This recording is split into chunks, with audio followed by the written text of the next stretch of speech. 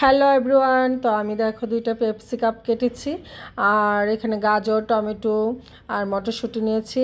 আর মাংসটা আগে ম্যারিনেট করে তারপর একটু ফ্রাই করেছি, কারণ এখানে আর কিছু পেঁয়াজ ঝিরি করে কাটি নাই, ঠুমঠুম করে কেটে নিয়েছি, কারণ আমি এখানে চিলি চিকেন রান্না করব। আর চিলি চিকেনটা আমি মাংসটা আগেই ভেজে নিলাম। তো মাংসটা ভাজার পর আমি তারপর এই মশলাটা কষানোর পর আমি মাংসটা দিয়ে নিলাম।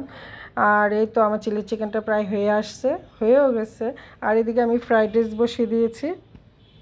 পোলাও চালটা তুমি মানে পুরোটাই সিদ্ধ করে ফেলবা, 4 ভাগের 1 ভাগ কম সিদ্ধ রাখবা, তাহলে তোমার পোলাও চালটা ফ্রাইড রাইসটা খুব ভালো হবে। আমার হাতে বানানো দইটা কেমন হয়েছে বলবা তো।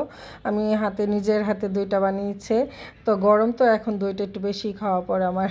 তো এদিকে সালাদও করে ফেলেছি আর আমার ফ্রাইড রাইসটাও হয়ে গেছে। তো এই তো আমার চিলি চিকেনের বলটা নিয়ে আসলাম, তো সবার সাথে একসাথে বসে পরিবেশন করব। এখন আমরা সবাই খাবো। আর দুপুরে ক্ষুধা বুঝতেই পারো, খুব দ্রুত খাওয়ার জন্য সবাই অস্থির হয়ে গেছে। তো তাড়াতাড়ি আমি ওদেরকে খাবার টাবার বেড়ে দিলাম, সাথে একটু কোকাকোলাও নিয়ে নিলাম। এই তো আমরা সবাই পরিবেশন করেছি। আর খুব গরম হচ্ছে, আর গরম ঠান্ডা মিলেই। তো ভালো থাকবে গাইস, টাটা।